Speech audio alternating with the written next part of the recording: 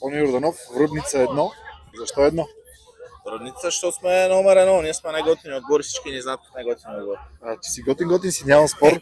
Лош вратар няма, както се казва, нали така? Абсолютно. Смееш и да кажеш, че има лош вратар. Не, това е, както се казва, диагноза. Не всеки може да стане вратар. Докъде стигат амбициите на Рудница 1? Вече разбрах, че сте номер 1, но все пак. Амбициите винаги са да биеме следващия матч.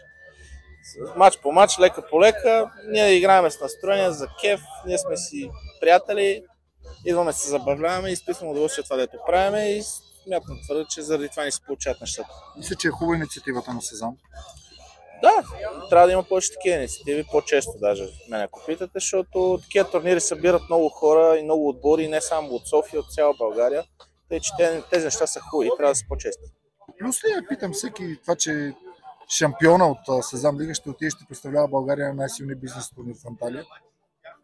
Плюса, разбира се, защото е стимул да дадат по-добри отбори и повече такива. Не на последно място, ако стигне до дуспи, готов ли си за? Винаги. Ние сме майстори на дуспите. Даже баражите последните за първа лига, 3 от 3 дуспи сме направили. На банф на турнирите, както знаете, тук има хора, които снимат в момента. На дуспи сме много силни. Нямаме проблеми с дуспи. Желая ти успех. Благодаря.